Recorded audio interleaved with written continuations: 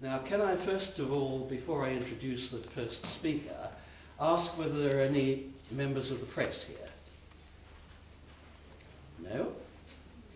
Are there any councillors, either from Winchester City Council or Hampshire County Council, or indeed from Eastleigh or East Hants District Councils?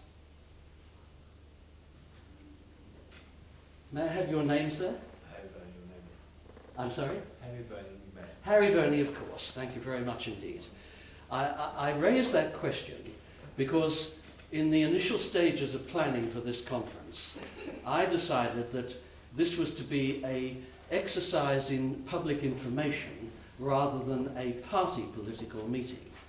I thought that it was far too important a subject, the question as to whether or not we have the right to a referendum on the question of the reconstituted EU constitution, rather than to let it be purely party political.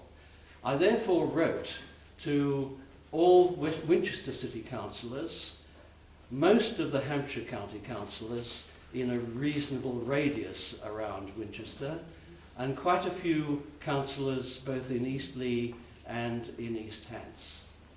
I explained to them that this was to be an apolitical, cross-party event, and that they should perhaps put aside party loyalties for one day and come and actually learn, first of all, the effects already that the EU has had on our everyday life, and secondly, the effect that the Constitution, if ratified, is going to have on them in the future. I'm very sorry to say that with the honourable exception of Harry Verney here, who is a Conservative councillor for Bishop Sutton in Winchester City Council, there has been no other response. I think that is very, very sad for democracy in this country, don't you? Yes. Anyway, enough said. Let me now move on to the first speaker in our programme today, and he is Mark Wallace, who is campaign manager for the Freedom Association. And he was born and educated in the Northeast and took part in the eurosceptic movement against the Regional Assembly in the Northeast, and is in fact an archaeologist by profession. So he'll know lots about digging up dead bodies and finding the dirt on them, and that will come in very useful in dealing with politicians. He then joined the Freedom Association and was closely associated with the setting up of the Better Off Out campaign, of which details are on most of your desks. And therefore, without further ado, I'm going to ask Mark Wallace to address us on the subject, the erosion of our freedoms and liberties. Mark Wallace.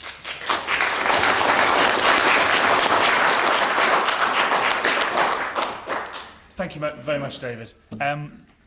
Can everybody hear me okay to start off with? As the first speaker, there's always the risk of that, worth checking. I am indeed an archaeologist by academic and professional training. I can assure you that, as you probably suspect, there is much more filth in Westminster than there is in any trench I've ever been in. To provide some background to where I'm coming from today, I work for the Freedom Association as campaign manager. That essentially means that I get paid to be angry about a huge range of things. The Freedom Association is multi-issue. So we campaigned when we were set up in the 1970s against things like the closed shop and against the tyranny of the militant unions. We now campaign against ID cards, political correctness, first and foremost against the EU, but for individual political and economic freedom across the board. And that's why I'd like to thank David Samuel and the other organisers of this conference today in drawing together some of these themes, some of these threads that we're talking about, because the Freedom Association wasn't set up to campaign against the EU. It was set up to campaign in defence of principles, the liberties and freedoms I'm going to talk about, I'm sure the other speakers will be talking about today. But we are opposed to the EU because of its severe impact on all of these topics. If the EU didn't exist, we'd still be here, we'd still be campaigning on these topics. But at the moment, the EU is one of the greatest threats to our individual freedom, to our political freedom, and to our liberty throughout our lives. So I think to start off with, giving the general overview of freedom and liberty and the EU's impact on it, we need to have a survey of where freedom stands today. Historically, Britain has been viewed as a beacon of freedom around the world. For centuries now, Britain has enjoyed its unique legal system, its unique political standing, and been founded very much on the principle of freedom of the individual, of the idea that actually automatically one is born free in Britain, and one does not need extra documents or grants by the government to bestow freedoms upon you, but that you enjoy that freedom. And actually, one of the main roles of government, unfortunately, seems to be in taking that freedom away. But where have we come over those hundreds of years from being that free nation? I think if we look at the different areas of freedom, firstly individual freedom, economic freedom, political freedom, and also what you might call civil liberties, to use a very broad term which is, I think, sometimes abused, unfortunately. Firstly, our individual freedom in this country. What a sorry state we're getting to. Free speech in this country, outside the mother of parliaments, which you and I pay for with our taxes, which we vote for people to go to and supposedly represent us. If we got on the train to London now, all of us, and we went up to London, got on the tube from Waterloo to Westminster, and stood outside that parliament that we finance and that we decide supposedly who sits there, we would not be allowed to protest about freedom of speech, about the EU outside it, without permission. If we didn't have 2 weeks' permission graciously granted to us by the authorities, we'd be given a criminal record for doing that today, ladies and gentlemen. And I think that is a very concerning place to have reached. More broadly, outside that individual law, we see our free speech regularly threatened by political correctness, both in terms of the laws that we've had passed that ban, even in some cases, the criticising of people's ideas, of their religions, for example. The political correctness, the idea that the law can actually force views and opinions down someone's throat by simply outlawing the opposite of them. I think as we're seeing in the country, that isn't working. Politically correct laws are not making people any more tolerant. All they are doing is criminalising people for making their own views heard, for expressing their opinions, and for being free in what they think and being willing to debate ideas. Unfortunately, even beyond that legal oppression of free speech through politically correct laws, we see every single day the attempts at intimidation of free speech. That's not a legal issue. It's almost a political issue. It's a cultural issue. We see it in the newspapers. We see it certainly on the BBC. And unfortunately, sometimes, as we saw it last year during the Mohammed cartoons controversy, we actually see it with mobs on the street, baying for people's blood, chanting for them to be thrown out of the country, thrown in jail, killed, bombed or beheaded, simply for expressing an opinion, for being politically incorrect. And somehow, that's tolerated. I was outside the Danish embassy, some of you may have heard me say this before, on the day that that famous protest took place against the Mohammed cartoons. And I've been doing a debate on the BBC about it, and instead of getting my licence fee payer taxi home, I got it to the Danish embassy instead. And I was amazed to see hundreds of people round that corner, waving banners, chanting that 9/11 for Europe is on its way, chanting for Danish blood outside a Danish building full of Danish people. And I tapped the policeman next to me on the shoulder and said, is this not illegal? Is there not a law against soliciting, advocating or threatening murder and terrorism? And he looked at me and said, oh, you'll have to ask the boss. And I asked the boss and they said, well, we don't want to cause a disturbance. And I looked over the boss's shoulder to see several hundred people, many of them masked or veiled, threatening to kill people. And I said, well, it looks like you've already got one. But unfortunately, that seems to be the place we are with free speech. If our police are not in the position to already be trying to arrest us for using our free speech, be it outside our parliament or anywhere in the country, based on our opinions, they are there actually protecting people who decide to threaten violence, and whilst attempting to prosecute those who criticise them. Beyond individual freedom, we see us slipping closer and closer towards a nanny state. The recent introduction of the smoking ban now means that you don't have the right to go into what is laughably called by the law a public place, apparently in Westminster that means private business, and light up your own cigarette. You don't have a choice about what kind of pub you go to, what kind of restaurant you go to, what kind of atmosphere you enjoy yourself in, whether it's non-smoking or smoking. That's been restricted. Increasingly, we're seeing that move on to alcohol and fatty foods. People used to laugh when you said it was a slippery slope on these kind of freedoms. But lo and behold, those hectoring warning labels you get on packets of cigarettes within the next 2 years will be appearing on our alcohol bottles. Your nicely labelled up bottle of wine will have an extra bit telling how bad it is for your health or for your liver, or how you're endangering your children's future by taking a bit of enjoyment from it. And then we see the spread of health and safety.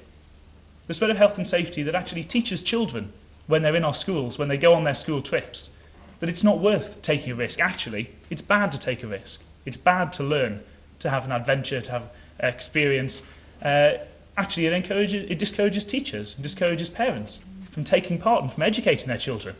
No wonder we have such a risk-averse society, a society which is so used to suing at the minimal slight, suing it when you trip over a paving stone, because something is already somebody else's fault, and everyone's own responsibility. And that does harm our freedom. It harms our sense of freedom, harms our expectation of freedom, and it harms our freedom to enjoy ourselves if we're always concerned that somebody else is going to be suing us. Unfortunately, it also means that those forces that used to represent freedom and used to protect liberty in this country are left actually letting down the citizens they once used to protect. Many of you will have seen in this morning's newspaper about the young boy who was left to drown whilst 2 police officers stood on the side of a public pond and watched him because they weren't trained to go and rescue him. 2 police community support officers. Sorry, that's been corrected on the news this morning. He was already underwater. They weren't police officers, they were community support officers. I'm an ex-river policeman on the Thames.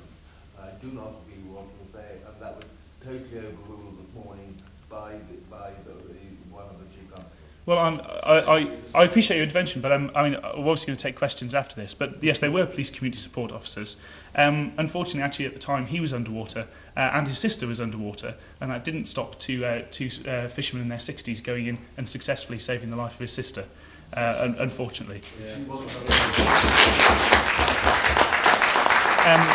I'll say I'm more than happy to take questions and obviously to discuss that in person later, if you so wish. But I think that's an illustration of the way we have slid.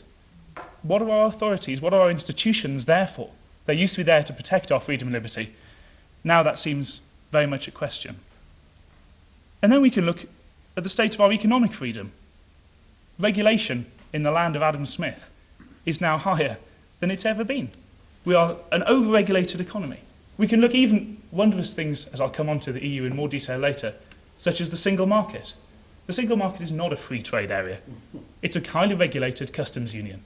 And you talk to the EU Commission. I prefer to use their own statistics, actually, because it makes it much harder for them to blow hot air about you exaggerating. The EU Commission boasts happily that 200 billion euros every single year is added to the EU economy by the single market. Great. We all know that trade amongst European nations, amongst all nations, preferably as free as possible, adds money. However, the EU Commission also accepts that against that benefit of 200 billion, the cost of single market regulation to business across the EU every single year is 600 billion euros. 3 times as much as the benefits, as well as being a crazy system. That's hobbling our economy. It's putting people out of work. And it's damaging people's quality of life.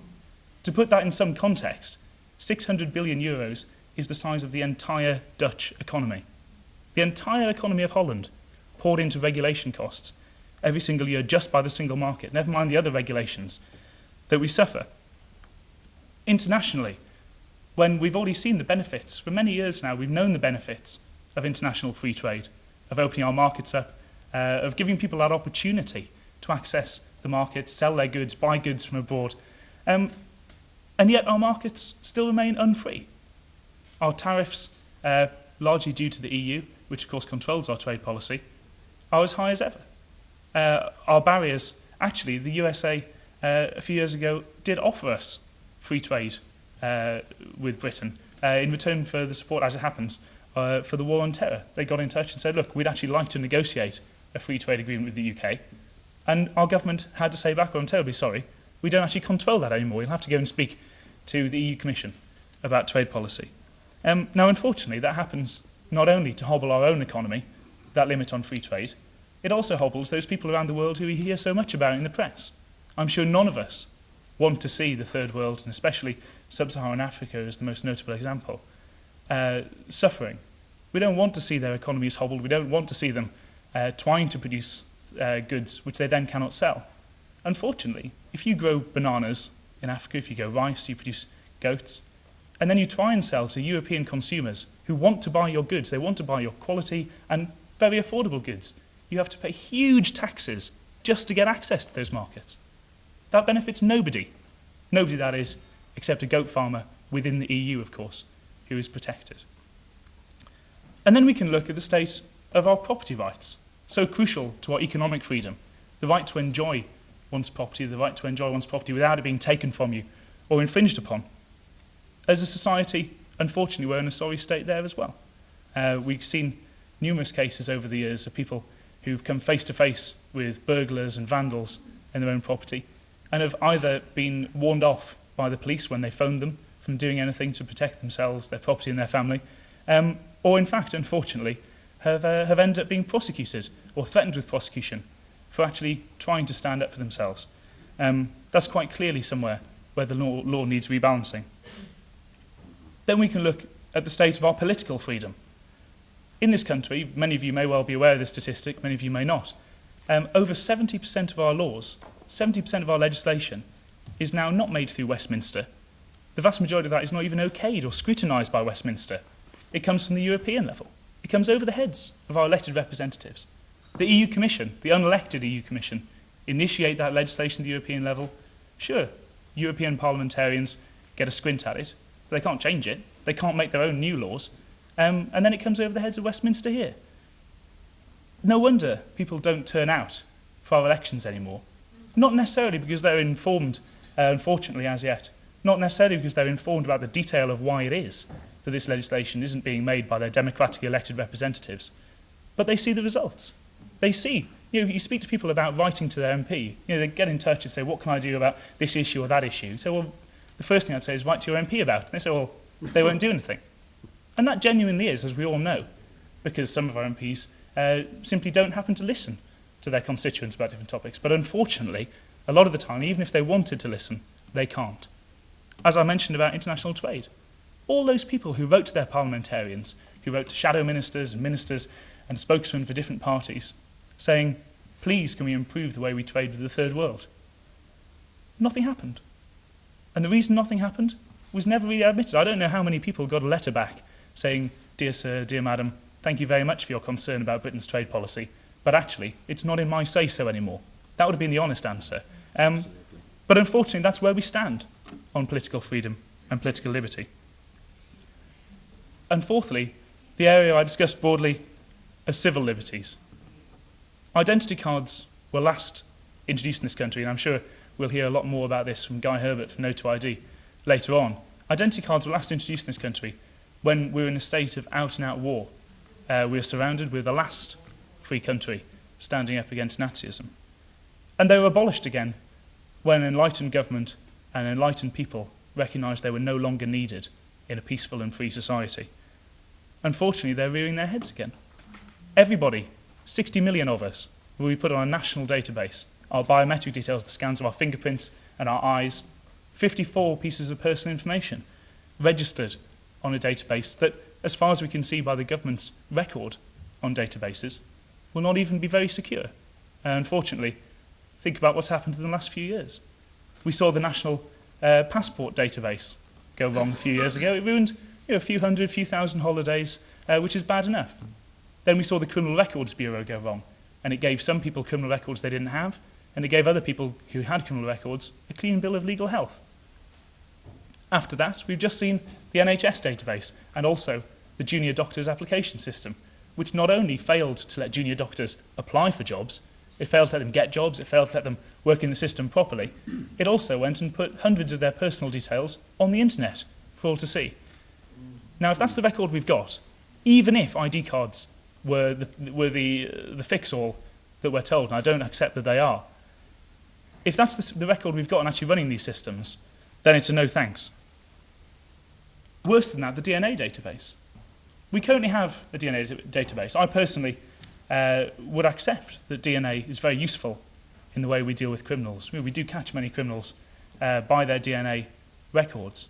But at the moment, we have 4 million samples on the DNA database, just to talk statistics. Of those, several hundred thousand are from people who have been wrongly arrested or who were arrested and then later found to be not guilty. Some of them are even from victims of burglaries, muggings, assaults, and even rapes, who voluntarily donated their own DNA to help with the inquiry, witnesses who stepped forward to help with crime scene analysis. And their DNA can now not be deleted. It's kept on that system. Every single time a crime is scanned for that system, they are scanned along with the common criminal. More worryingly, out of those 4 million records on the DNA database, which we currently have, it's just been estimated by the Justice Ministry that up to 500,000 of them might be wrong. They might have the wrong names tagged to the wrong samples. They might have misspelled names, misspelled addresses, incorrect dates of birth attached to them. According to their own audit, we are getting 500,000 out of 4 million wrong with that system.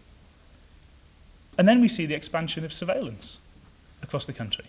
Hooked up to some of the new systems that are being trialled at some of our airports, which can identify from CCTV footage, can automatically identify people's faces from, yes, you guessed it, biometric records like we'll be using on the identity card system. It's possible to track somebody around, whether they're under surveillance by CCTV hooked up to that form of system. Now, if you consider in London, take an extreme example, it's impossible not to be on the CCTV. It's impossible not under that system for people to know where you are. And then we see the erosion, again, of those institutions that are so crucial to the protection of our freedom within the legal and criminal judicial system. We see trial by jury and double jeopardy being limited and threatened with abolition. We see even the independent judiciary and the independence of the police being undermined. It's no coincidence that so many of our long-serving and hard-working police officers who joined genuinely to do a job to protect us all, which I think we can thank them for, are retiring so early. It's no surprise. It's not just because they happen to think they could retire comfortably. It's because so many of them are sick of the job they're being asked to do. They're sick of the paperwork they're being asked to fill in. They're sick of the politically correct boxes they have to tick. And increasingly, they're sick of the kind of laws they have to implement. Now, I have a lot of respect for those police officers who do lay their lives on the line to protect all of us from genuine criminals.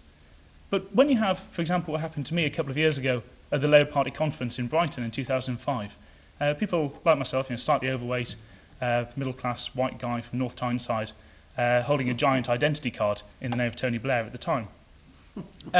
Not the stereotype the government likes to put across of who will be impacted by these laws that erode our freedom, of some kind of Bond villain Abu Hamza stereotype. I got detained under the Terrorism Act outside that Labour Party conference. My paper record from what happened there, the full details of what I had to say, who I was meeting, who I was associating with that day, why I was there, when I'd be travelling there and back, my date of birth, my home address and so on, are on paper record forever. And my video record is on file for 7 years. And you know the most absurd thing?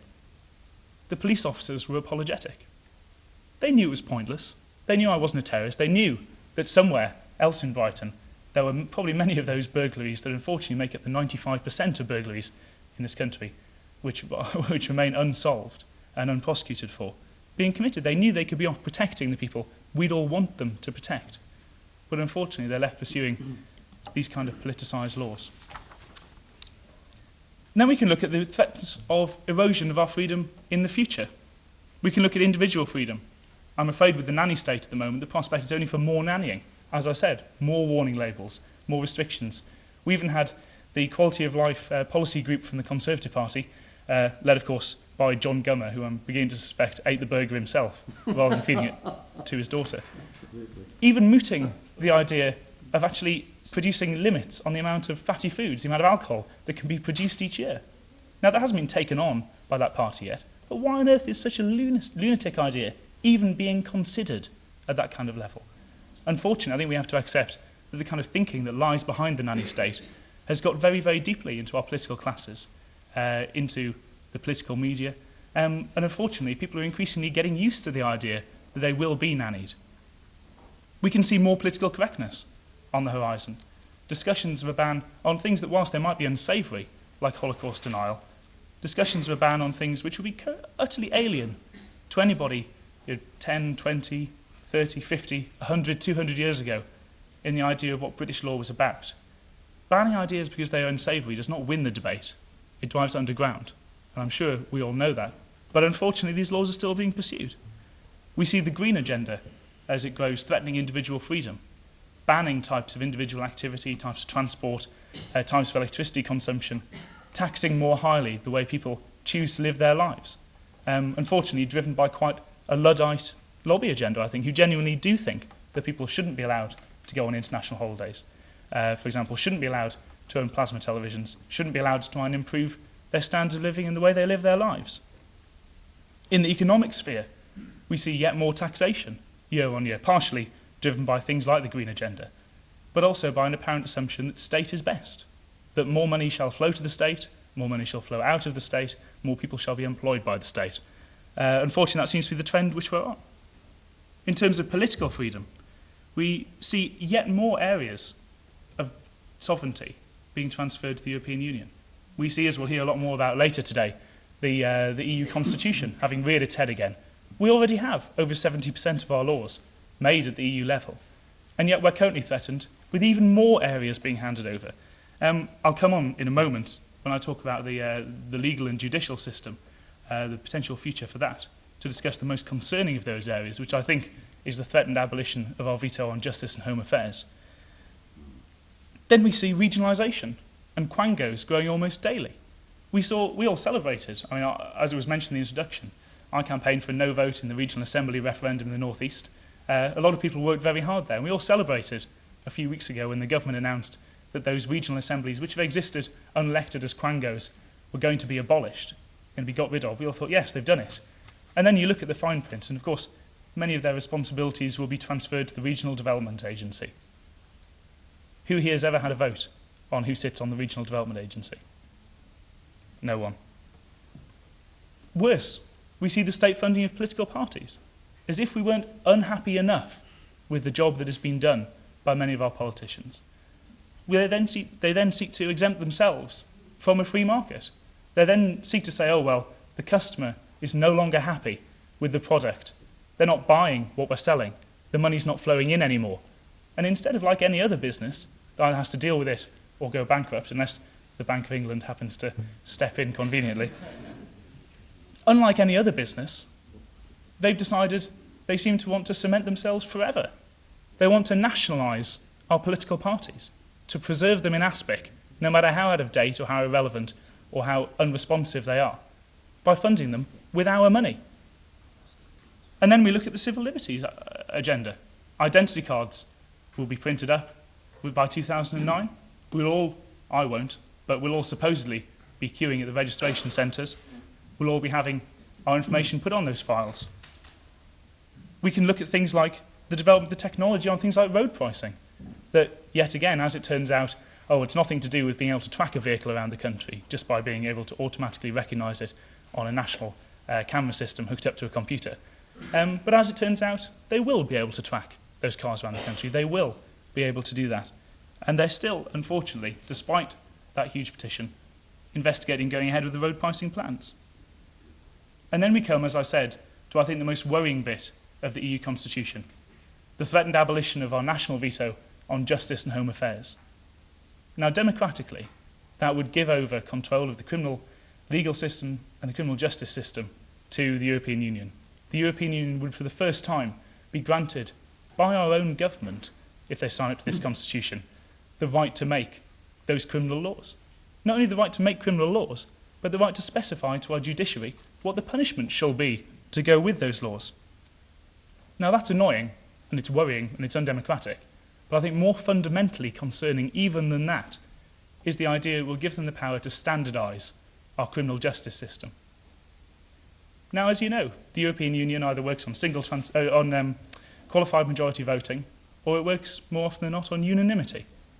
So it comes to the vote, and they say, well, who would like the system which is prevalent in many countries in Europe of not having trial by jury, of not having habeas corpus available, and who would like the more British system, which does try and protect those freedoms? And the hands will go around the table, and hopefully, if our government finds a spine, they'll be voting to keep our system. They can look around. They'll have Ireland on their side that shares some of those principles. They'll probably even have Malta on their side, which shares some of those principles. And then the hands will stop going up, because that's the only allies on that we'll have. Once that's handed over in that direction, it's much more difficult to go back. We have a judicial system that, which, despite its flaws, has taken hundreds of years to embed these principles, taught on by immensely complex, immensely well-educated academics who educate our judiciary and our lawyers, and who maintain the way our system works. It's come under attack in the last few years. It's been limited, but this will make it much harder to reconstruct that kind of tradition.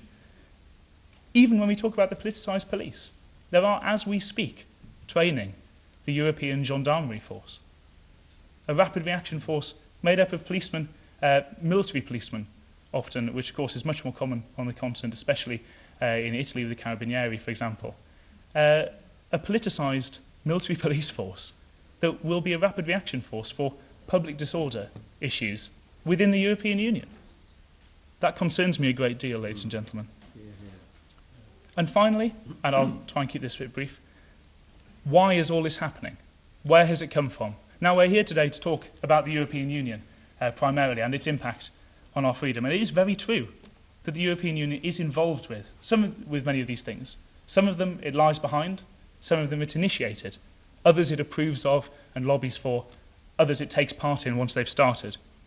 Individual freedom. The EU is one of the biggest advocates you will find of the green agenda, of pushing this very top-down approach to environmental regulation and restrictions on individuals, partially because it's what they believe, partially because they think it's a great new justification. They've lost out on the economic argument and the political argument that the EU is any good.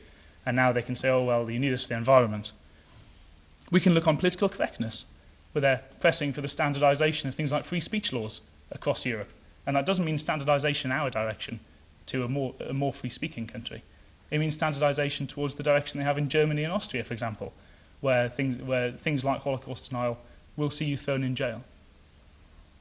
Economically, the EU is the prime source of economic regulation in this country. We've seen the damage done by CAP and by the Common Fisheries Policy, by business regulation. I mentioned before the cost of regulation in the single market. The EU already has full control of our trade policy. The reason we can't trade freely with the outside world, the reason we can't take part in the booming non-European markets of the 21st century, which will be our economic future, like India and China, is the European Union. It's building this palisade, this stockade that we have to hide behind in Fortress Europe, not us. We all know it's behind regionalisation, and it encourages the Quangoisation of our democracy. We all know it ignores referendums on the EU constitution, for example, or the Nice Treaty, or Maastricht as well. What a coincidence. And on civil liberties, we know that it encourages road pricing. We know that it's involved in lobbying for that kind of system. We know that even when the British government was talking about dropping its own plans for road pricing, the European Commission was still talking about how nice it would be to link Galileo, the satellite system, up to a pan-European one. And that would mean national governments didn't have to introduce it themselves.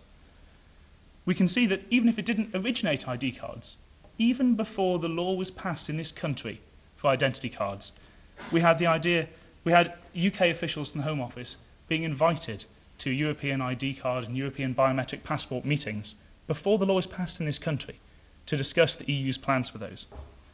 We can see things like the Treaty of Prüm, which when I talked about all the data that will be on the DNA database, that will be on the identity card database, and all the other databases we're increasingly registered on, the Treaty of Prüm means that 14 EU countries will share all data necessary or deemed necessary for criminal investigation.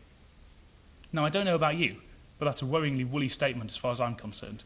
And, whilst I might have respect for the French police and the German police, I have a lot more concern about the Bulgarian police, for example, who are renowned internationally for the amount of corruption and, unfortunately, the amount of infiltration by organised crime. I don't fancy my DNA samples or my biometric detail being sent right across the world. I'm worried enough, as it is, about how our own civil servants deal with that information. It's less concrete, but it's also just important to recognise with things like justice and home affairs, this trend, this, creep within the European Union. And when I use that phrase, I'm not talking about Peter Mandelson. The institutional creep of saying that this is the political principle on which the EU works, an unaccountable one. This is the legal system on which the EU works, a continental one that does not respect individual freedom nearly so much as the British legal system. And unfortunately, our own government seems to recognise those priorities before the EU starts legislating on them in some cases. Things like the fact we've already started to restrict trial by jury. I don't think it's a coincidence, unfortunately, that that happens to go in line with what the European Union has lined up for us anyway. And finally, I think it's important to say, whilst the European Union does play a huge part in this, we must not allow ourselves to be lulled into the false impression that leaving the EU is the only solution to these problems. Now, you've seen from your leaflets, if any of you know much of the Freedom Association before, that I do believe in leaving the European Union. I believe it's essential for all sorts of freedoms, all sorts of issues I've laid out and more. But if we were to do that, if we were to turn off that tap, we would still have a fight ahead of us. Don't forget that, ladies and gentlemen. We'd still have that fight against those politicians and those lobbyists in this country who still hold dear all of these attacks on freedom that I've detailed. We still have our own homegrown politically correct lobby. We still have our own homegrown nanny state lobby. We still have our own homegrown observers and surveillors in Parliament who would love to increase how much we're registered, how much we're watched, and how much our freedom is restricted. And it's an old phrase, but it still rings true, I'm afraid. The price of freedom is eternal vigilance. And that's what I'd urge you to remember. Thank you.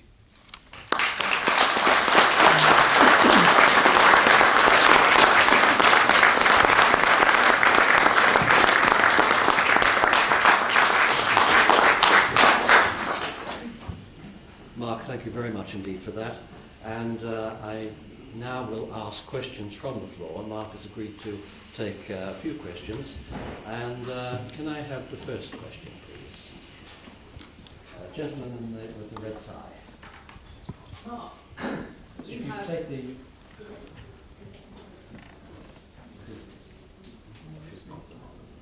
Sorry, if you can make yourself heard while I work this out. You have raised a huge number of very relevant issues, far too many for me to be able to keep all in my mind at once. That's a bad habit of mine, I'm sorry. What I am concerned about is, do you have any idea what the solution, or the beginning of the solution to all these problems could be? A solution to all of them. Well, I think we have to acknowledge the big role that the EU does play in a lot of these problems. I think we have to look at the possible alternatives. Now, we can change the opinions, or, for that matter, the faces in Parliament. But at the moment, if we were to do that, a lot of these problems would persist. The legislation would still flow from the European Union over their heads on so many of these topics. So I think the first thing we have to do with that is leave the European Union. Now, we can look at leaving the European Union, which I agree with, of course, and I'm sure many of you do. But actually, the first thing we have to do before we do that is stop this constitution, because that's only going to embed us further into this mess and only going to make it a lot more complex to untangle. So I think, yes, first we have to get a referendum. Then we have to vote no in the referendum, and then we have to use that, as it has been used in the last 2 or 3 years since they were put on the back foot by the original vote in France and Holland. When they're on the back foot, we have to start pressing home our advantage a lot more and talking about why we should be leaving the European Union. And once we've left the EU, then we have to start cleaning out our own house, washing out our own stables. And but at least by then, if we're making mistakes, we'll be making our own mistakes for ourselves. Thank you. Gentleman in the centre there.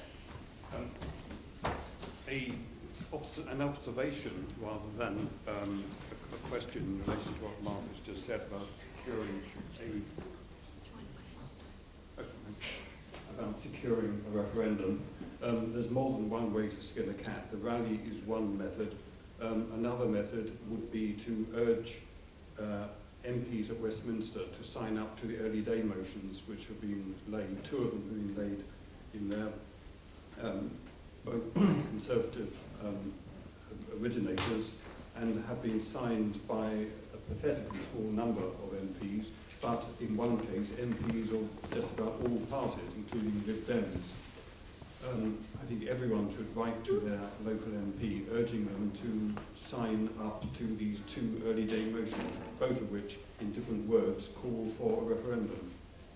Absolutely, and I think we have to accept that must be our fallback position as well, because if the government is not willing to grant us a referendum, we need to be able, if we can, to threaten them with the fact that this constitution simply will not pass the Commons without a referendum. Now, with the parliamentary arithmetic, and especially with the Lib Dems apparently deciding they prefer the EU to democracy, that's going to be difficult to build up that arithmetic.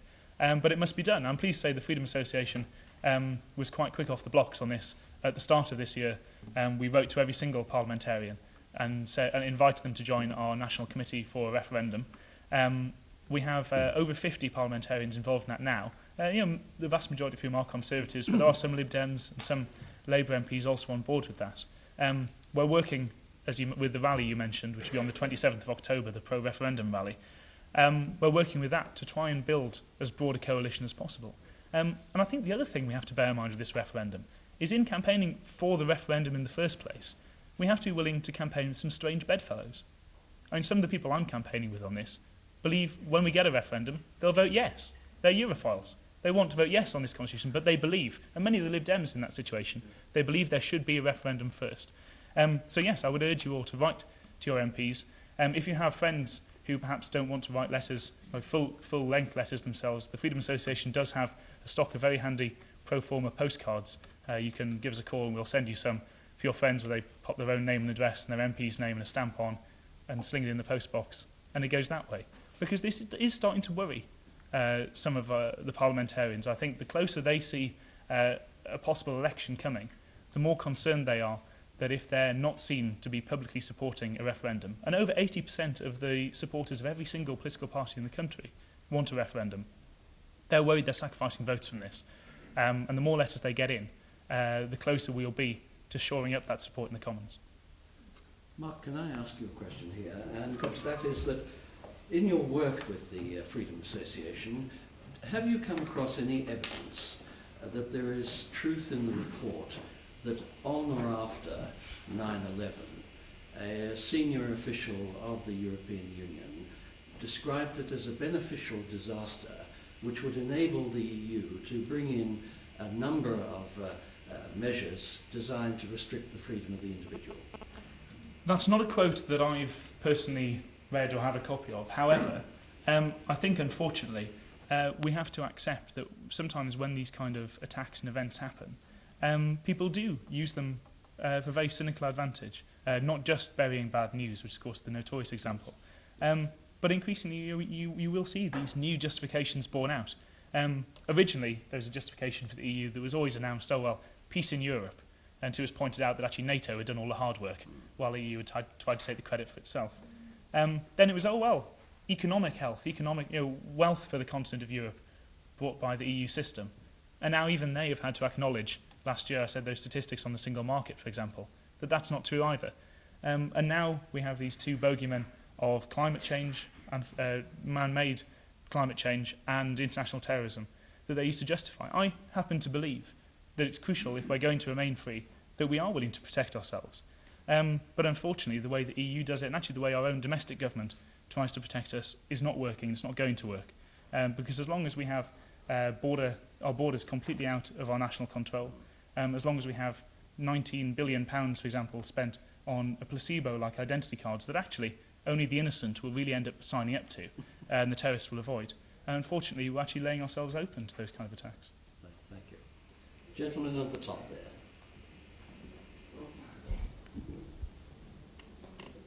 Oh, let me help. Yes, Mark, do you not think that we're treading over old ground on this business of vote on a referendum of the Constitution? The French and the Dutch voted against the last one, and we all thought, or many people in this country thought, that that's going to be the end of the Constitution. But it wasn't. As we all know, that Angela Merkel and all her Confederates have gone round this. Now, what's to stop them going round a referendum if we have a referendum on this Constitution? In my book, nothing at all. They will treat it in the same way as they treated the Irish and other countries who voted against the Nice Treaty. They would do exactly the same. Now, there's only one answer, and strangely enough, I almost feel ashamed to say it, it comes from the Liberal Democrats this week. That we ought to have a referendum to come out of Europe, full stop. Nothing else, to come out of Europe. Thank you.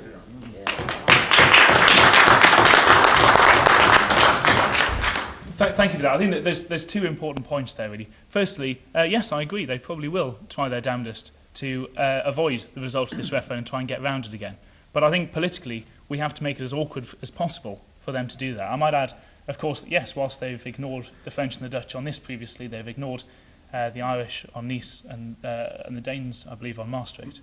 As it happens, I think this is an opportunity to beat them for a second time. And that's an opportunity to make it much more politically difficult for them. And every time this happens, every time they do it, you know, those of us who were standing up in 2004 saying, it's great the French and the Dutch have done this, but it will be back. We've been borne out. And every time that happens, it builds up people's scepticism about this project. It confirms their suspicions, and it undermines those who try and defend it. And that's why I believe we do have to press for a referendum on this.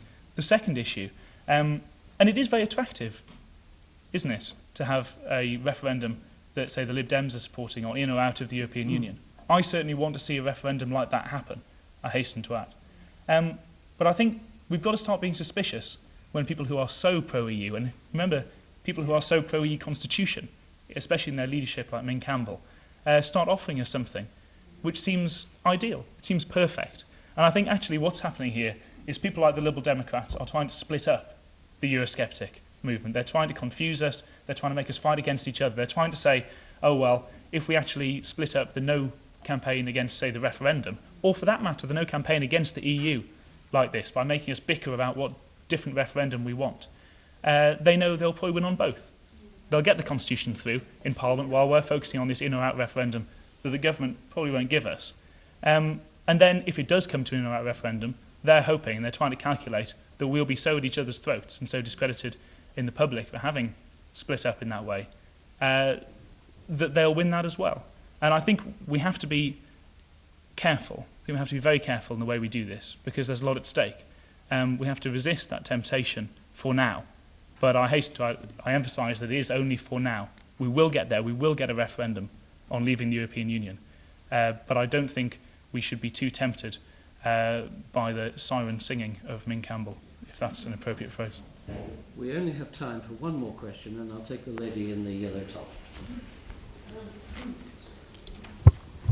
In a little village called East Stoke, near Court Castle, 90% of the people there voted in favour of a parish referendum for a vote on the EU referendum. It was described in the Telegraph as a mouse which roars like a lion. Could this be the start of great things, and should we all be finding out where and how we can make it happen? The Telegraph printed a plan of how it could be done, and at least it provided great publicity to the public. Absolutely, yes. I was very pleased to see CARP, I believe the organisation are called, who are lobbying for these parish referendums. I was very pleased to see them making use of that legislation. I was very pleased to see the good people of East Stoke take up the opportunity for their parish referendum, and I was, of course, overjoyed to see them vote so strongly in the way that we know the British people actually want, and that is for a referendum on this constitutional treaty. I would encourage people to go back to their parishes and to try and take these things through themselves. And the other thing, we're distributing the information on behalf of, I know Trevor Coleman, who was going to be speaking this morning, is very closely involved in this. Trevor sent us the information, we're distributing it to activists of ours.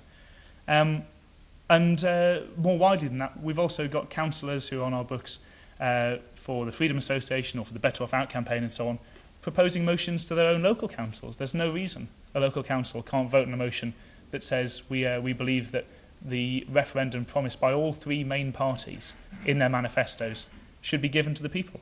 So yeah, I think this is another way of raising that kind of local pressure and of raising the reminder that actually not just the voters on the ground, but also activists in all the parties and local councillors in all the parties want to see this referendum happen. Yeah, it's a good way of adding to it, and I was quite proud of the people of Stoke. Thank you very much. I really must bring it to an end now, because we are now running 20 minutes late. I'm sorry, we must move on. We can chat about that. Please feel free to ask me afterwards. Mark, thank you very much indeed for answering questions.